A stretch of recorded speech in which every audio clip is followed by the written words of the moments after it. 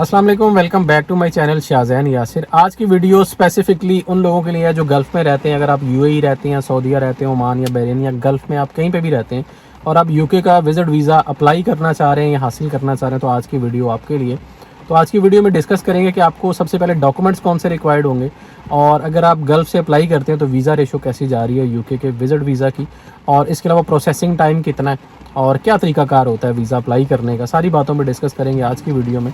तो video and तक ज़रूर देखिएगा, और वीडियो अच्छी लगे तो वीडियो को लाइक ज़रूर कर दिया करें। अगर आपका कोई क्वेश्चन हो तो आप मुझे कमेंट कर सकते हैं, मैं ट्राई करूँगा कि आपके कमेंट्स का रिप्लाई ज़रूर करूँ। सबसे पहले बात करें कि आजकल एक ये भी इशू चल रहा है कि पाकिस्तान या इंडिया में अगर आप रहते हैं तो एजेंट्स आपको कहते हैं कि आपका वीज़ा दुबई से जाके अप्लाई करवाते हैं, कि आपकी बायोमेट्रिक की जो अपॉइंटमेंट है वो हम दुबई से लेते हैं और दुबई जाके आप अपनी फ़ाइल जमा करवा के आएँ तो आपका वीज़ा 100% मिलेगा। कुछ लोग तो इसको डन बेस करके भी ये काम कर रहे हैं कि हमने आपसे इतने पैसे लेने। मुझे पाकिस्तान का पता है कि लोग 15 से 20 लाख रुपए मांग रहे हैं यूके के विज़िट वीज़ा के लिए, कि आपकी फ़ाइल हम प्रिपेयर करके देंगे और आपकी जो अपॉइंटमेंट है वो हम दुबई से लेंगे, वहाँ जाके आपने बायोमेट्रिक करवानी है।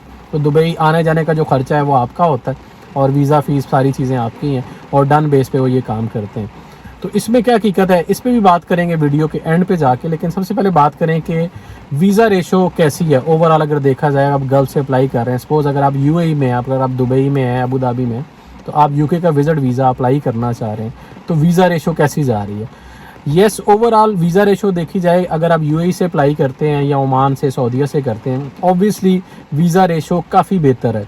लेकिन बेहतर किन लोगों के लिए? सब के लिए नहीं बेहतर। अगर आपकी सैलरी जनाब 1000 दिरहम और आप कहें जी मैं यूके का विज़िट वीज़ा हासिल करना चाह रहा हूँ, तो ये पॉसिबल नहीं है। अगर आपकी जॉब अच्छी है और आप काफ़ी अरसे से जॉब कर रहे हैं, आपकी जॉब प्रोफाइल बेहतर है, आपकी सैलरी अच्छी है। अब सैलरी अच्छी होने का मतलब ये नहीं है कि आपकी 2000 या 3000 सैलरी हो और आपकी जो बैंक की स्टेटमेंट है, आपका जो क्लोजिंग बैलेंस है वो भी बहुत कम, और आप कहें जी मैं तो यूएई में रहता हूं तो मुझे तो 100% यूके का वीज़ा मिलेगा, तो ऐसा बिल्कुल नहीं है। गल्फ़ में रहते हैं और आपकी जॉब अच्छी है, आपके बैंक का जो क्लोजिंग बैलेंस है वो अच्छा है, तो फिर आप ये रिस्क ज़रूर लें। और सेकंड थिंग जो बड़ी इंपॉर्टेंट है, इससे पहले आपकी ट्रैवल हिस्ट्री क्या है, क्योंकि ट्रैवल हिस्ट्री ज़रूर मेंशन करनी पड़ती है आपकी वीज़ा एप्लीकेशन में। जब भी आप यूके का विज़िट वीज़ा अप्लाई करते हैं तो आपकी ट्रैवल हिस्ट्री क्या है। जैसे यूएई में रहने वाले लोगों के लिए बड़ी आसानी है कि उन्हें बहुत से कंट्रीज़ की वीज़ा ऑन अराइवल मिल जाती है, तो उनकी ट्रैवल हिस्ट्री नॉर्मली अच्छी होती है कि उन्होंने कुछ कंट्रीज़ पहले विजिट किए होते हैं। तो अगर आपकी ट्रैवल हिस्ट्री थोड़ी बहुत भी है, 3-4 कंट्रीज़ आपने विजिट किए हुए हैं एज अ टूरिस्ट, तो फिर तो आपको ये चांस ज़रूर लेना चाहिए। लेकिन अगर आपका बिल्कुल फ्रेश पासपोर्ट है, कोई आपने ट्रैवल नहीं किया, तो फिर आपकी जॉब बहुत अच्छी होनी चाहिए। अगर आप बिज़नेस कर रहे हैं तो बिज़नेस बहुत अच्छा होना चाहिए, आपके जो बैंक की क्लोजिंग बैलेंस है वो बहुत अच्छा होना चाहिए, तो फिर आप फ्रेश पासपोर्ट पे भी ये रिस्क ले सकते हैं। तो ये एक जस्ट चांस होता है कि आप फ्रेश पासपोर्ट पे यूके का विजिट वीज़ा अप्लाई करें, यूएई से या ओमान, बहरीन, कहीं से भी आप अप्लाई करना चाह रहे हैं, तो आपकी प्रोफाइल बहुत अच्छी होनी चाहिए, तो फिर काफ़ी चांसेस होते हैं आपके यूके का विजिट वीज़ा लगने के। लेकिन अगर आपकी प्रोफाइल बहुत अच्छी नहीं है, आपकी सैलरी जो है नॉर्मल सैलरी है, लेकिन आपकी ट्रैवल हिस्ट्री अच्छी है, तो फिर भी आप यूके का विजिट वीज़ा अप्लाई कर सकते हैं। अब बात करें कि डॉक्यूमेंट्स आपको कौन से चाहिए होंगे, बड़े सिंपल से डॉक्यूमेंट्स हैं। अगर आप जॉब कर रहे हैं तो जॉब के लिए आपको एक जॉब लेटर चाहिए होगा, एक लीव लेटर भी आपको चाहिए होगा कि आपकी कंपनी आपको अलाउ कर रही है विजिट के लिए, और इसके अलावा आपको सैलरी स्लिप्स चाहिए होंगी। अगर आप मैरिड हैं तो आपको एमआरसी चाहिए होगा, मैरिज रजिस्ट्रेशन सर्टिफिकेट चाहिए होगा, एफआरसी भी चाहिए होगा। प्लस पॉइंट आपको ये भी है, अगर आप यूएई में रहते हैं तो जैसे आपको अकामा मिलता है, रेजिडेंस कार्ड मिलता है, इसके अलावा आपको एमिरेट्स आईडी मिलती है, तो जब ये आप अटैच करते हैं अपनी वीज़ा एप्लीकेशन के साथ तो आपकी प्रोफाइल और ज़्यादा स्ट्रॉन्ग हो जाती है। तो सिंपल से डॉक्यूमेंट्स हैं, इसके लिए ना तो आपको कोई हेल्थ इंश्योरेंस करवाने की ज़रूरत है, ना कोई फ़्लाइट रिजर्वेशन करवाने की ज़रूरत है।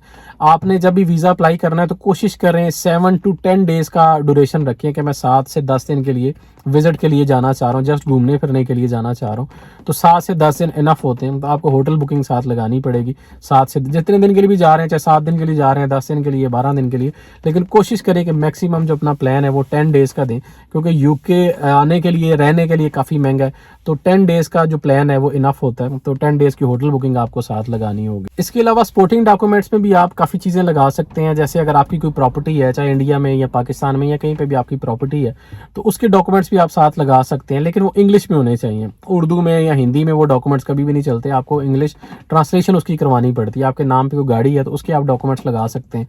आपके बच्चे अगर पढ़ रहे हैं, स्कूल गोइंग है, तो आप उनके जो स्कूल सर्टिफिकेट्स हैं, कॉलेज सर्टिफिकेट्स हैं, वो लगा सकते हैं। तो अगर आप फैमिली के साथ अप्लाई कर रहे हैं तो ये सारे डॉक्यूमेंट्स आपको चाहिए। अगर आप फैमिली के साथ नहीं भी अप्लाई कर रहे, फिर भी आपको अपने बच्चों के डॉक्यूमेंट्स ज़रूर साथ लगा देने चाहिए, क्योंकि ये आपकी होम टाइज को स्ट्रांगली शो करते हैं कि जी मेरे बच्चे पढ़ रहे हैं, मैं जस्ट विजिट के लिए जाना चाह रहा हूँ, 10 डेज़ का विजिट है, वो मैं विजिट कंप्लीट करके तो वापस आ जाऊँगा। तो ये सारी चीज़ें सपोर्टिंग डॉक्यूमेंट्स में होती हैं। तो सपोर्टिंग डॉक्यूमेंट्स आपको मैक्सिमम लगाने चाहिए जितने भी आप कर सकते हैं ईजिली, लेकिन वो डॉक्यूमेंट्स ऑथेंटिक डॉक्यूमेंट्स होने चाहिए। 2 नंबर डॉक्यूमेंट्स का मैं कभी भी मशवरा नहीं देता और ना कभी इनका फ़ायदा होता है कि जैसे लोग प्रॉपर्टी के या गाड़ियों के 2 नंबर डॉक्यूमेंट्स बना के वो अटैच कर देते हैं कि मेरे पास ये भी प्रॉपर्टी है, मेरे पास ये भी है। वो सारी चीज़ें आपकी प्रोफाइल को देख के वो असेस कर लेते हैं, आपकी सैलरी को, आपके बिजनेस को वो देख के बड़े अच्छे तरीके से असेस कर लेते हैं कि ये बंदा इस काबिल है कि ये इतनी प्रॉपर्टीज़ ये होल्ड कर रहा है। तो फेक डॉक्यूमेंट्स लगाने का कोई फ़ायदा नहीं होता। जैसी आपकी प्रोफाइल है, अच्छी प्रोफाइल है, तो आप विजिट वीज़ा का रिस्क ज़रूर लें, या विजिट वीज़ा ज़रूर अप्लाई करें। लेकिन अगर आपको लग रहा है कि यार मेरी सैलरी भी कम है और मेरे जो बैंक का क्लोजिंग बैलेंस है वो भी कम है, तो फिर इस चक्कर में नहीं पड़ना चाहिए। तो वो लोग जो बिज़नेस करते हैं तो उनको बिज़नेस के सारे डॉक्यूमेंट्स अटैच करने पड़ेंगे। जैसे जॉब वालों के लिए जॉब से रिलेटेड डॉक्यूमेंट्स है, इस तरह बिज़नेस वालों के लिए बिज़नेस से रिलेटेड जितने भी डॉक्यूमेंट्स हैं वो अटैच करना ज़रूरी होते हैं, क्योंकि वीज़ा एप्लीकेशन में आपको क्लियरली बताना पड़ता है कि आप करते क्या हैं, कब से कर रहे हैं और अर्न क्या कर रहे हैं। ये 3 क्वेश्चन तो बड़े इंपॉर्टेंट है, ये आपको बड़े क्लियरली मेंशन करने पड़ते हैं आपकी वीज़ा एप्लीकेशन में भी और आपके कवर लेटर के अंदर भी। कवर लेटर बड़ा इंपॉर्टेंट होता है सारे सिनेरियो में। जब वीज़ा अप्लाई करते हैं तो कवर लेटर में डिटेल आप अपने बारे में सारी चीज़ें बताते हैं कि आप क्या करते हैं और कब से कर रहे हैं, और आप यूके विजिट के लिए क्यों जाना चाह रहे हैं, कितने दिन के लिए जाना चाह रहे हैं, आपकी होम टाइज कैसी हैं। ये सारी चीज़ें बड़ी ब्रीफली आपको एक्सप्लेन करनी पड़ती हैं कवर लेटर बहुत ज़्यादा इंपॉर्टेंट है। कवर लेटर की समझे वो एक एक लाइन को पढ़ते हैं और बड़े अच्छे तरीके से पढ़ते हैं। तो ये सारी चीज़ें आपको एक्सप्लेन करनी पड़ती हैं आपके कवर लेटर के अंदर। तो ये सिंपल से डॉक्यूमेंट्स हैं, इट्स जस्ट ये आपको डॉक्यूमेंट्स चाहिए। और वीज़ा की जो फ़ी है 6 मंथ्स वाला वीज़ा अगर आप अप्लाई करते हैं यूके का, तो इसकी फ़ीस सिर्फ 115 पाउंड है और आपको अपॉइंटमेंट भी फ्री मिल जाती है जब आप वीज़ा फ़ीस पे करते हैं। अगर आप दुबई से वीज़ा अप्लाई कर रहे हैं तो आपकी फ्री अपॉइंटमेंट आपको मिल जाएगी। तो आपने जस्ट 115 पाउंड आपने फ़ीस पे करनी है, वो अपने कार्ड से भी पे कर सकते हैं। तो अगर आप यूके का विजिट वीज़ा अप्लाई करना चाह रहे हैं और इसमें मेरी कोई हेल्प चाहिए या मेरे थ्रू अप्लाई करवाना चाह रहे हैं, तो ये मेरा ईमेल आईडी है, इस पे आप मुझसे कांटेक्ट कर सकते हैं। या अपनी प्रोफाइल आप मुझसे असेस करवाना चाह रहे हैं तो एक ईमेल में अपनी डिटेल प्रोफाइल आप लिख के मुझे सेंड करें कि आप करते क्या हैं, कब से जॉब कर रहे हैं, बिजनेस कब से कर रहे हैं, आपकी ट्रैवल हिस्ट्री क्या है और आपके बैंक का क्लोजिंग बैलेंस क्या है। ये सारी चीज़ें डिटेल में लिख के मुझे ईमेल कर दें तो मैं आपको थोड़ा असेस करके बता दूंगा कि आपको विजिट वीज़ा अप्लाई करना भी चाहिए कि नहीं करना चाहिए। अच्छा जी, अब बात करें कि जो लोग ये कहते हैं कि जी आप दुबई से जाके अपना वीज़ा अप्लाई करें, आपकी अपॉइंटमेंट दुबई में लेते हैं, तो अगर आप इंडिया से या पाकिस्तान से हैं तो ये काफ़ी सारे लोग ये कर भी रहे हैं, क्योंकि उनको लगता है कि दुबई जाके अगर वीज़ा अप्लाई करेंगे तो वीज़ा की रेशो बेहतर रहेगी।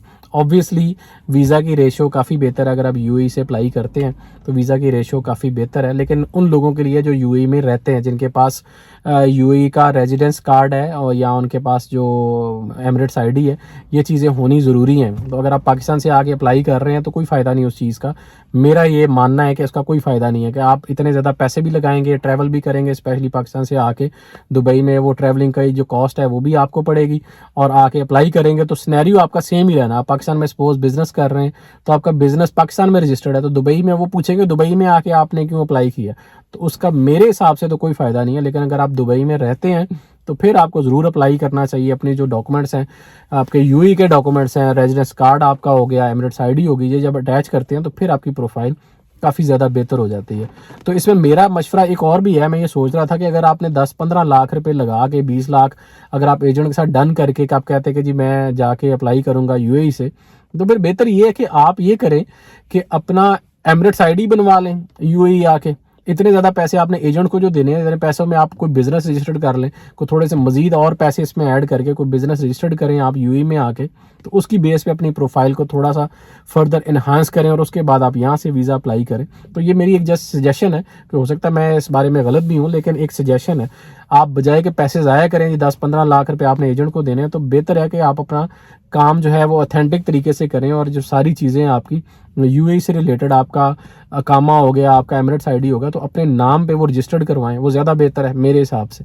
ये थी जी आज की वीडियो। होपफुली आज की वीडियो आपके लिए इन्फॉर्मेटिव रही होगी। वीडियो अच्छी लगी है तो वीडियो को लाइक ज़रूर कर दिया करें। अगर आप गल्फ़ में कहीं से भी हैं और यूके का विज़िट वीज़ा अप्लाई करना चाह रहे हैं और मेरे थ्रू अप्लाई करना चाह रहे हैं तो ये मेरा ईमेल आईडी है, इस पे आप मुझसे कांटेक्ट कर सकते हैं। जस्ट अपनी प्रोफाइल मेरे साथ शेयर करें, उसमें आपने ये बताना है कि आप करते क्या हैं और आपकी ट्रैवल हिस्ट्री क्या है और आपके बैंक का क्लोजिंग बैलेंस क्या है।